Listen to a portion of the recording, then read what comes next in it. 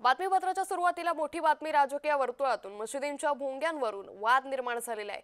तर उपमुख्यमंत्री अजित पवारांनी मुस्लिम नेत्यांची बैठक बोलावली आहे। भोंग्यांवरून पोलीस त्रास देत असल्याचा मुस्लिम संघटनांचा आरोप आहे।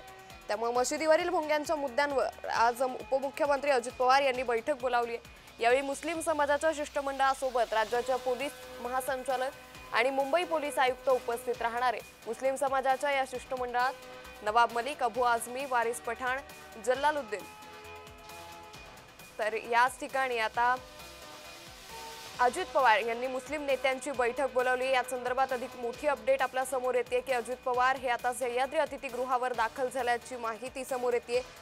तर आता या बैठकीला सह्याद्री अतिथीगृहावरती सुरुवात देखील होणार आहे। आज मशिदींवरचा मुद्दा आणखी पेटल्याचं सध्या पाहायला मिळतंय।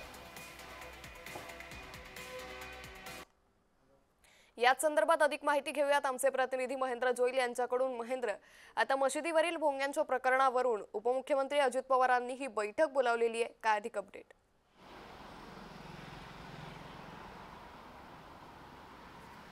नक्कीच अंकिता, अजित पवार उपमुख्यमंत्री यांनी आज आहे ती मशिदीवरील भोंग्या त्या संदर्भात एक बैठक बोलावली आहे। त्यामध्ये मुस्लिम जे ते समाजाचे काही शिष्टमंडळातील नेते आहेत ते या बैठकीला उपस्थित आहेत। त्याचबरोबर पोलीस महासंचालक आणि पोलीस आयुक्त हे या बैठकीला जे आहे ते उपस्थित आहेत। मात्र या बैठकीवरती जे आहे ते जे मशिदीवरील जे भोंगे आहेत त्या भोंग्यावरून पोलीस ते त्रास देत आहेत आणि त्या संदर्भात जी अजित पवारांकडे जे ती याची दखल अजित पवार घेतात आणि ही बैठक ही ती या ठिकाणी सुरू आहे। त्यामुळे अजित पवार आज नेमके या बैठकीत काय निर्णय घेत आहेत किंवा ती चर्चा काय होते हे पाहणं महत्त्वाचं असणार आहे।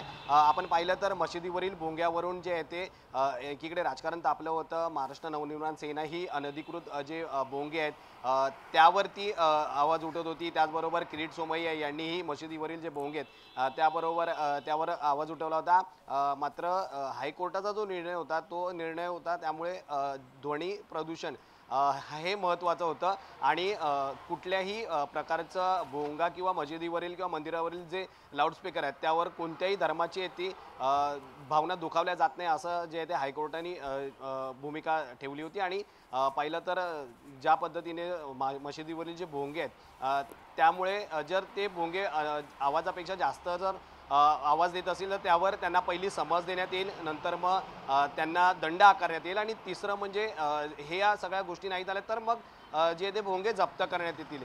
त्यामुळे या सगळ्या प्रकरणाची दखल आहे ती आता अजित पवारांनी घेतली आणि अजित पवार आज या संबंधात ती सह्याद्री अतिथीगृहावरती बैठक घेत आहेत। मुस्लिम समाजाचे काही शिष्टमंडळ त्यांच्यासोबत या गोष्टीवरती चर्चा करणार आहे। निश्चित, त्यामुळे या चर्चेअंती नेमकं काय समोर येतं हे पाहणं अतिशय महत्त्वाचं ठरेल। या संदर्भातले अपडेट आम्ही तुमच्याकडून घेतच राहू। तुर्तास धन्यवाद महेंद्र, आपण दिलेल्या सविस्तर माहितीसाठी।